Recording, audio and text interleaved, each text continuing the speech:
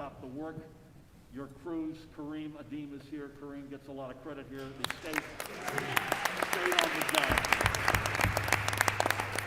And while we cannot ignore that lead exposure has been a health crisis focused primarily in our cities and on black and brown families and children, the risks run broad and deep. I first unveiled, Madam Vice President, a comprehensive statewide lead strategy in 2019, covering not just the dangers of lead in water, but the dangers of lead paint and other sources. Last summer, I was proud to sign a new state law requiring every lead service line to be cataloged and removed by the year 2031. I want to thank the legislators you all heard from Majority Leader Teresa Ruiz. Our Speaker of the Assembly, Craig Coughlin, is with us. Cleopatra Tucker is in the House. It has been estimated that there are some 350,000 lead service lines in New Jersey alone. We've already identified at least 185,000 rather. 1 million or more remain to be reviewed. And as you know, this is not an inexpensive problem, and tackling it will require all levels of government working together. As they say, this one takes a village. Mayor Baraka did not have the benefit of the bipartisan infrastructure law to help him finance Newark's efforts. Essex County was there under the great leadership of County Executive Joe DiVincenzo.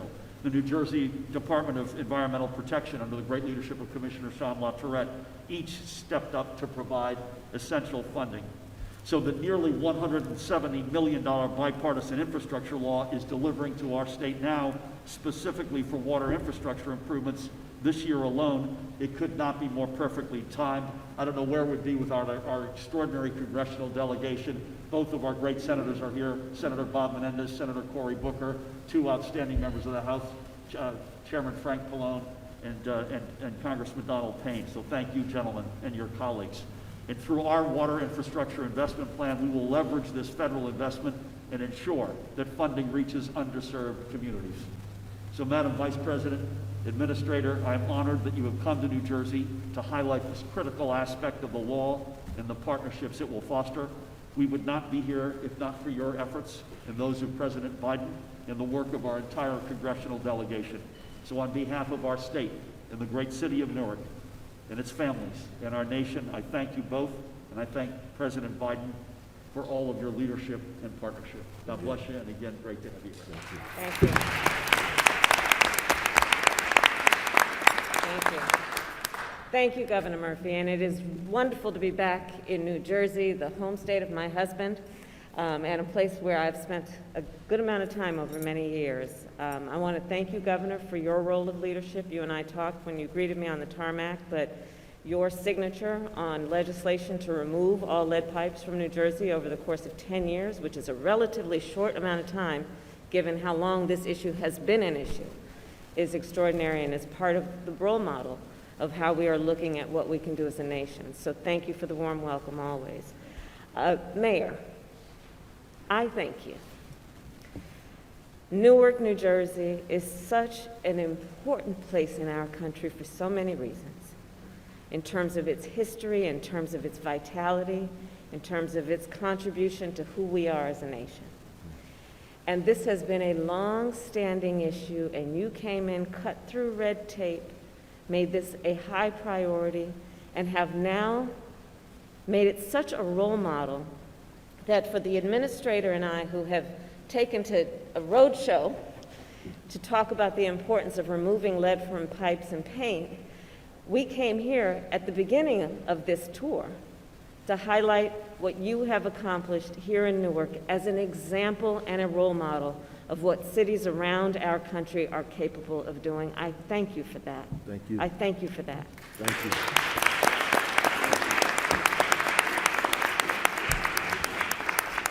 We purposely designed this visit today to hear from our community leaders, but we know that the work that can be done as a nation on eliminating this lead, which is having a profound impact on our children, on our most vulnerable communities.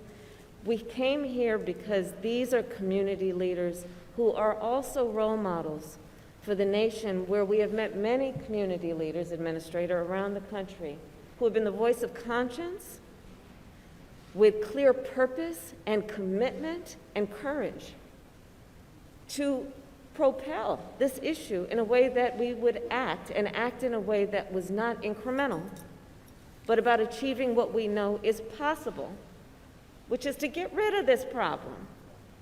It's hurting our babies.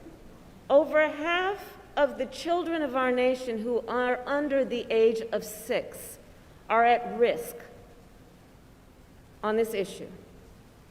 It is well documented and at this point without debate what this does in terms of impeding the God-given capacity of our children to learn and to thrive. It is a public health issue. It is an equity issue. It is an issue of education. It is an issue of whether we are willing to invest in our future in terms of investing in our communities. All that is what is present on this topic. So I thank the community leaders. I thank the elected leaders. I see my dear friend, Senator Cory Booker here, and Senator Bob Menendez, the chairman of a most important committee, especially at this point. And I want to thank you too, because I have served with them in the United States Senate, and I know, based on personal experience and as a witness of what they did in the Senate to make sure that federal dollars would come to New Jersey with speed and priority to address this issue. So I want to acknowledge and thank the senators for your role of leadership. You deserve a lot of credit for that.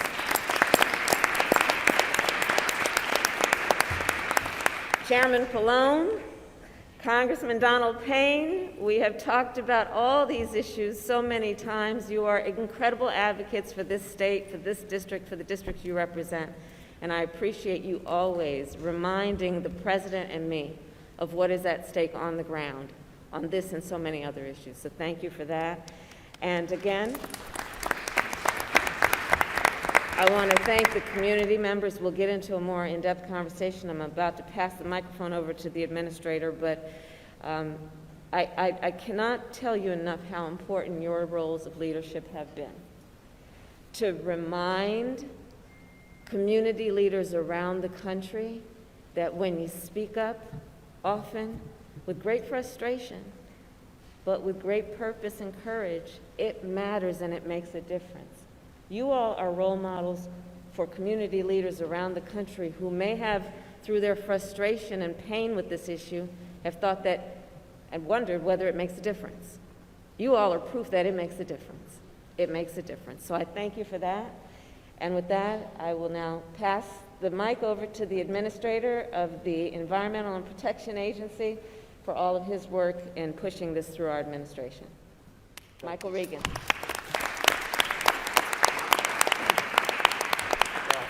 Thank you, Madam Vice President. It is so good. You all can see that her passion on this topic is so infectious.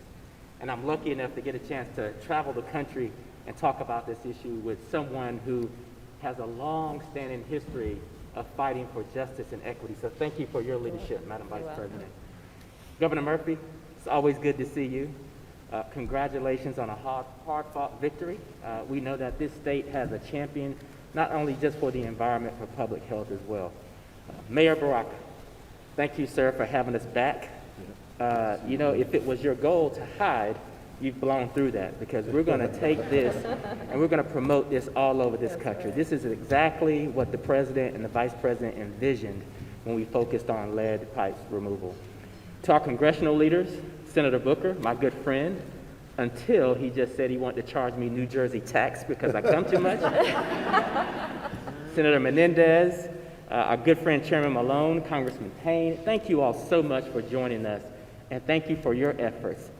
It's because of your leadership and the Vice President's leadership that we have the bipartisan infrastructure law, and we have resources to help replicate what's happening in Newark all over this country. So listen, we're here to listen to the members of Newark. Members who understand and whose lives have been directly touched by the city's historic efforts to remove every lead service line that there is. So thank you, all of you, for participating today and sharing your story. Now, we have about 22 minutes, so we want to be sure that each of you get a chance to tell your story, but Ms. Jones has told me that I better keep it on time so she can get her picture with the Vice President at the end of this. So I'm going to follow those instructions and jump right on in. To get us started, I'd like to start with Miss Shamika Troutman, a lifelong Newark resident, born and raised, proud mother of 3 wonderful children, a New Jersey trained operator, and a new homeowner. Can you share with us what this lead replacement project has meant to you, especially as a new homeowner, and what it will mean for your children as well? Thank you, Mr. Regan, and I just want to say hello to everyone here, and it's a pleasure to be here. It's meant a lot to me because I was a new homeowner and I was renovating the home.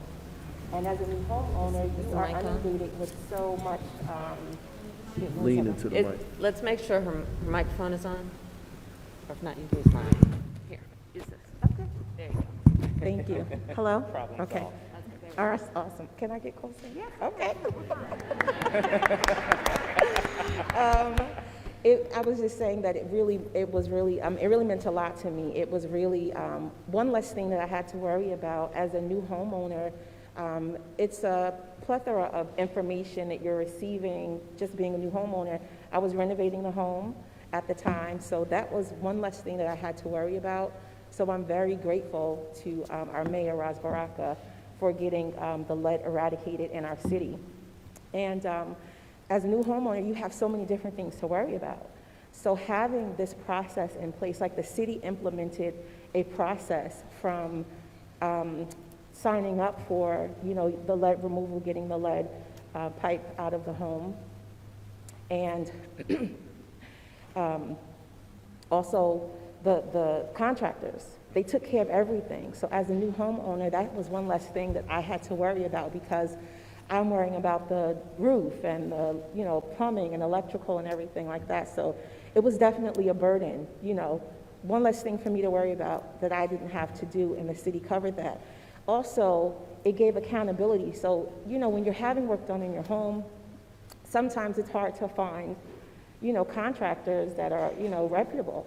So having the city take this on, it gave accountability to the project being done and that it was going to be done correctly. So I'm very grateful for that. That is great. Yep. Thank you for Thank sharing you. that. All right, Shatima.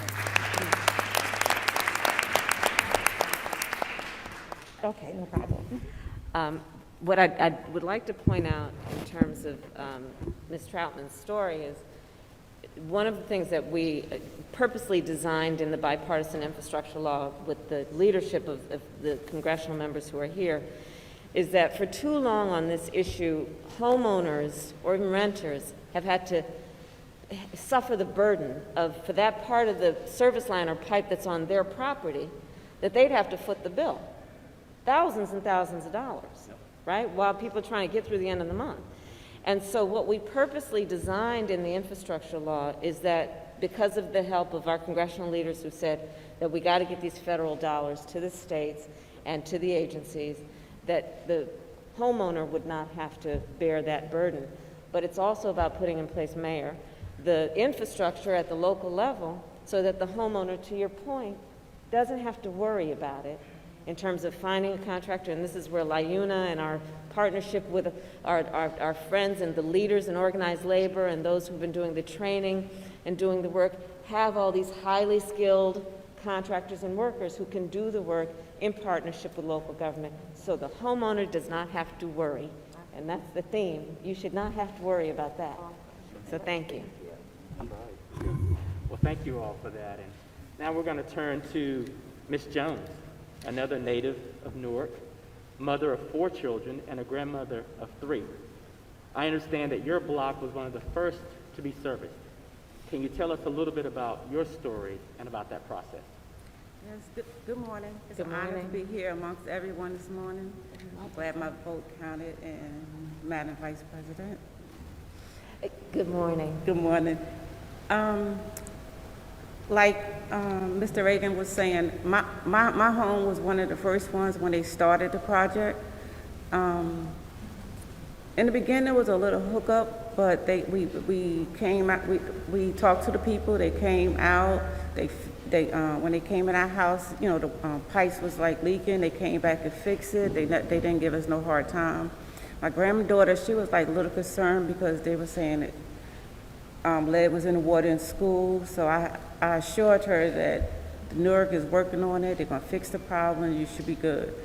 But so I was really concerned, more so because she was more concerned. So when they started saying that they was gonna fix it, I was listening to a lot of the town hall meetings that they were having, and I was assuring her as well as ourselves that they will get the project done and we should be good with the water. So I'm so happy that Ross and his team did everything they could to make sure we are safe with the lead in the water. Thank you. Thank you, Ms. Jones.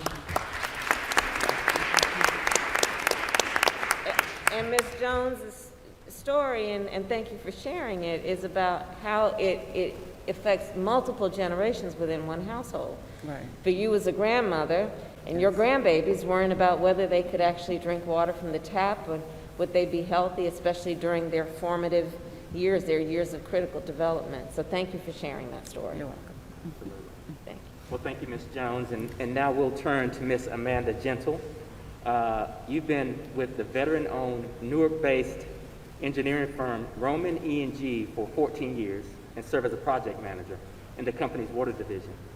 I understand that you've been one of the main points of contact for the community. Can you tell us how many homes you serviced or how many lead service lines you've replaced and how important it's been to collaborate directly with the community members? Yes, hi, good morning. It's an honor to be here today, and I really appreciate everyone and their efforts to make this program a success. We have worked on 14,000 homes, just above, changing out over 12,000 lead service lines. And in my opinion, as a contractor, we have done a lot of different public work, but the City of Newark has gone above and beyond to change the accessibility for everyone. In my opinion, there are 3 things that the City of Newark did that are significantly different from other utilities with the lead service lines that I've worked on. And I think number 1 is the communication with the community. And as these women said, it's the education they've given the residents. Having after-hours meetings at local community venues where people can go and ask questions. Having an online presence where you can go online and check the status of your own home. Having the mayor do daily updates on Facebook, especially during the pandemic, and speaking about these things. Telling the people there is a lead crisis and we need to fix it, and here's how we're going to do it. So that communication was really important, and I think that helped everybody involved start moving forward. The second is that the City of Newark took responsibility for the entire line, from the main to the meter. This is significantly different from other public utilities, where if it is lead on the homeowner side, they're still responsible for it. Newark taking up that cost says you don't have to be in a certain economic position to have access to clean water. Everyone gets clean water, and I think that's absolutely amazing. The last is that you guys are homeowners. A lot of the city, they're renters. And the city passed an ordinance that allows tenants and renters to authorize this work to be done. And I think that that was a game changer, especially as a contractor, to get access to these homes because people didn't know their rights. And this allowed, we had 11 contracts, like I said. So we've been at 14,000 homes, 12,000 replacements. There have been hiccups. But overall, the success of this project, I think is monumental and should continue to be a model for the rest of the country. And as a mother, and an expectant mother with my second on the way, and a homeowner myself, it has been an honor to work with the City of Newark and the government and what you guys are doing. You're changing people's lives. Absolutely. We've talked to the residents a lot. We've heard people, our children have lead poisoning. Like, it's sad. And it's wonderful to be making a difference. And the City of Newark is great. You guys are great.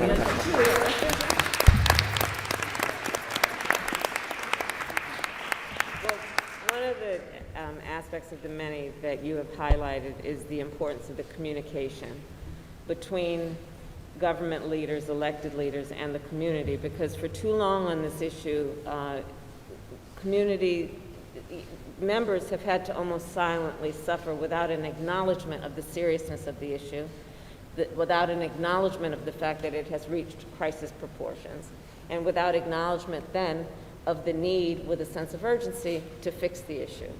And again, this has been a model of how that works and how it then has effect.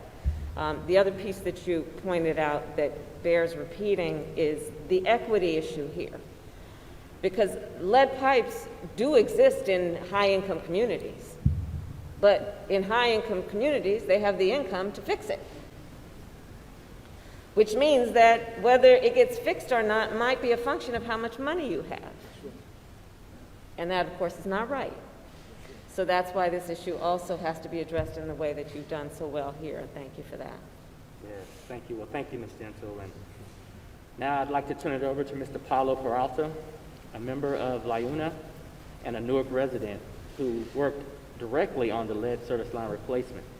Mr. Peralta, the work that you will do to protect thousands of people from lead contamination is so outstanding. Can you tell us how you got involved in this work and what does this work mean to you? Muy buenos días.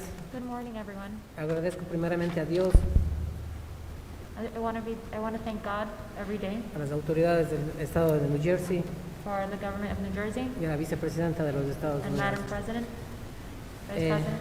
Mi nombre es Paulo Peralta. My name is Pablo Peralta. Vivo 16 años en el estado de New Jersey, en la ciudad de Newark. I have been living in Newark, New Jersey for 16 years. Tengo 2 niños I have 2 sons. y trabajé 2 años cambiando los tubos de LED por cobre. I have been working on changing the lead pipelines for 2 years.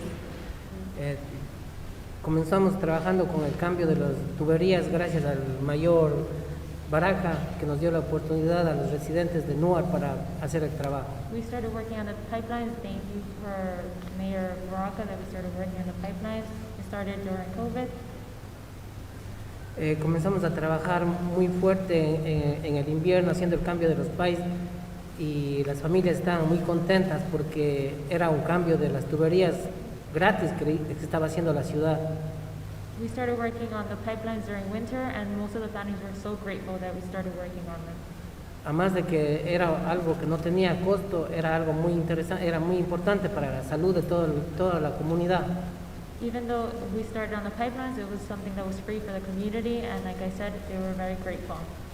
Así que trabajamos duro en invierno, en verano, y yo le agradezco a las autoridades por el trabajo, porque así pudimos mantener a nuestra familia en el tiempo de la pandemia. Muy agradecido con todos. Muchísimas gracias. We started working in the summer and the winter, and the families were so grateful. Thank you, everyone, for the job you do. So I'd like to thank you so very much.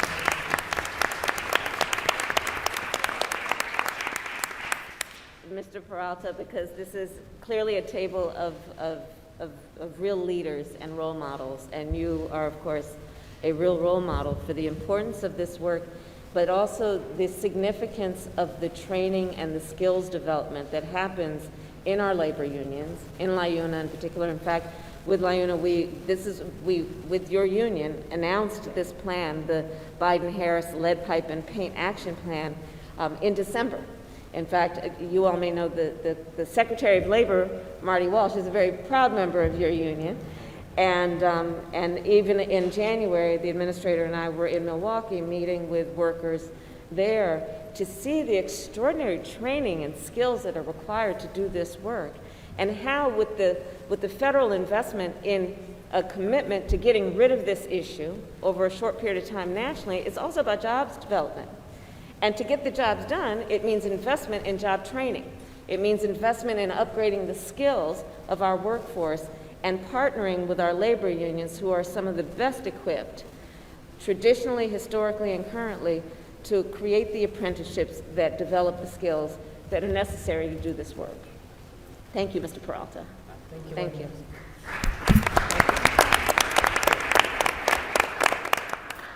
And for our final participant, I'd like to turn to Miss Vivian Carter, which I believe I hear that you'll soon be celebrating your 29th birthday. Is that correct? A little bit more than that. All right, well, happy birthday to you. Thank you very much. Thank you for being with us today. You are a retired educator, a lifelong Newark resident, and a proud mother, grandmother, and great-grandmother. Yes, I am. As a senior and lifelong Newark resident, I understand that you are extremely active in your community. Can you tell us more about the outreach that you did to seniors, specifically, and the care that was taken to ensure things were not only put back as they were, but put back, as you say, better than before? First, I'd like to say good morning. It is truly an honor, and I am truly blessed to be here this morning. But as a lifelong resident of the city of Newark, publicly, I want to thank our mayor, and he's heard me say this before, for a job well done. He's been chosen. And for the position and for the challenge, God has blessed him to meet it. And so I stand before you today. I was very active in what took place in the city of Newark and the community in which I live, which is the Ivy Hill Neighborhood Association community in Ivy Hill. And we are an umbrella for many of the block associations in the community. Ironically, Stephanie and Sakima live in my community also. And as a part of that, we are always in tune and very respectful as to what the needs and wants of are the people in the city of Newark, not just the West Ward, which I live. So we had the opportunity to request a meeting, sort of, with Director Kadeem and the mayor, who came to one of our residents' home, and we literally had a block gathering as to what was going to take place and how they were going to be able to meet the challenge. It was very eye-opening. It was very, they stood for hours abating any questions and concerns we had. And as a senior, I wanted to know, because I have many seniors in the community in which I live, retired educators, by the way. And the concern is we're on fixed income. How is this going to fracture our in and out, going for doctor's appointments or other to the supermarket or other places we need to go? Because one thing about our area also, it's a lot of one-ways, and then we're right near the Ivy Hill Park. So further up, we even had dead-end streets. So all of this was a concern for us. And so when they came, they assured us and reassured us that none of this could not be done without the community support. So we came up together, I must say, and thank you so much, with a solution for that, which was to get the Ivy Hill Neighborhood Association involved, when actually, because we know our neighbors, we're a very close group in the community in the West Ward, we actually assisted them with going around to our neighbors and asking them to do the release form and to sign it so that we can get it back down to the department as soon as possible. But not only that, what the mayor has done is assured us that as the work was being done, and Amanda could testify to this, because whenever I called, if she wasn't available, she called me back. As a retired educator, and I'm home, I was able to assess what was being done. I even have pictures of my home. Can you pass that down? Yes. I even have pictures, as you can see, when they started. And I also want to congratulate the People's Assembly, which is a city program that the mayor has created, and they always keep us abreast as to what was going on. And community meetings were arranged around the city, and they were specific for the status of the Newark's water and lead service line replacement. And this was key, because if you had a concern, they addressed it right away. If you made a phone call and you saw something not being done properly, it was addressed right away. And also, I know for sure, they started at 6 a.m. and they didn't finish until the sun went down. And so even though it might have disrupted the normal flow, because they were consistent and because they were reassuring as to the diligence of getting it done in decency and in order and making sure it was abated, it was a relief to the neighbors and to the community. I also would like to say that we were reassured that they came out to really just see what was going on. And as we have a group fee for our association, so anytime anybody had a concern or needed a question answered, they put it on the group me, and I think every day you had Facebook Live, and he would address it. And so that made a big impact on residents. And as Shakima said, she's a new homeowner, but I've been in my home for 33 years, and you have others who've been up there for longer than that. And so to get the lead pipes replaced and get the situation taken care of, as an educator, I know the effects of lead on children.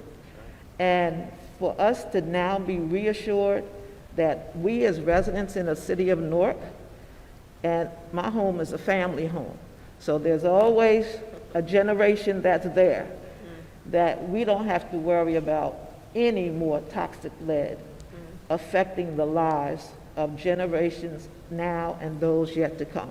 So again,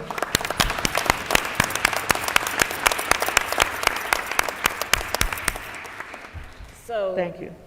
this is part of the spirit behind the work that has been done here as a model and the work that must be done, which is to treat every individual who is facing this issue, understanding their home is a family home. And for that reason must be treated with the dignity, the respect, and the sense of urgency that comes with understanding that home is a family home. But truly, to create an environment as a leader in a community that allows folks to come in a safe place, without judgment, to ask the questions that are the details of life. Is this going to mess up my ability to get to school or get to the grocery store, get to church, get to the doctor's office? That's real. And then we want to make sure that when we implement these plans, that they actually are helpful and don't get in the way of the other obligations people have for their lives. But because you created that space and then used that voice in a way that made sure the details of the plan actually worked for the community, that's why this is a role model. So I thank you, Mrs. Carter, very much. Thank you. Thank you. Thank you, Mayor. Well, I want to thank you, Ms. Carter. I want to thank everyone for joining us today. And before I turn it back over to the Vice President, I would be remiss if we did not ask our fearless leader, the Mayor, to just say a few remarks before the Vice President closes it out for us. Oh, thank you. I wasn't expecting to say anything, but I want to thank the Vice President for being here for sure. Thank you, thank you, thank you. Thank you again. It just means so much. I mean, it all hit me tomorrow. I want to thank the administrator for being here, Regan, our governor, and all the other elected officials here. I mean, people talk about the pressure that it took to make this. The big pressure was in my own house. In the middle of this pandemic, my wife was pregnant, and I live in an old home in the Week Lake section. We had to get our lead service lines replaced too. I was drinking water out of a filter that there was question about whether it worked or not. So she was yelling more than the people in the community was. So the urgency to get it done was very close to me. And we did it, and I want to thank everybody in this room for making it happen. So thank you. God bless you all.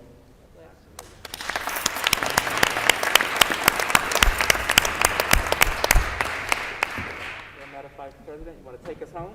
Yeah, just briefly, because so much has been said that needs to be said.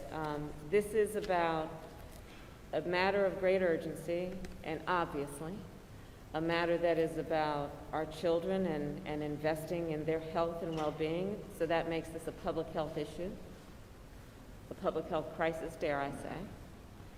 This is an issue that is about community leadership, and on any issue that we face as a nation, certainly any issue that reaches crisis proportion. Let's use this as an example of where community leadership always leads us in the right direction. Let us think of this as an issue that is, yes, Mrs. Carter, about education, and then the intersection that always exists between public health and education, because that's always a link. Where you see a public health matter that in particular affects children, you will find an educational issue. This is an issue that is about America's workforce and the excellence of that workforce, because we have created structures that allow for incredible training and skills development. And when we do the partnership between elected leaders and governments, and in particular on this issue, our building trades, the workers who have the skill to get the job done, then we see that the job actually gets done. So all of these issues come together around not only the crisis, but really we are here to not talk about the crisis as much as the solution. The solution is evident, and so the bipartisan infrastructure law, the Biden-Harris lead pipe and paint action plan is about using this as a model of what we will do around the country. And for that reason, I thank everybody, because it's not difficult to be a role model, because you got to kind of create it on your own, but you guys did that.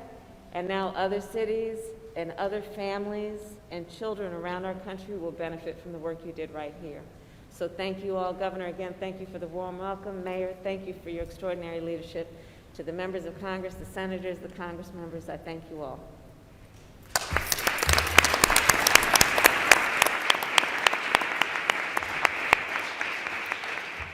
I want to echo the Vice President's statement. This is a significant issue in so many places, and unlike many of the places that she and I have been and we plan to go, it's inspiring that we're in a place that has a solution. This Newark pride is contagious. So I just want to say thank you all for your leadership. We're going to carry this story across the country, and I think we should all stand up and just give this topic a round of applause. Oh, good for you.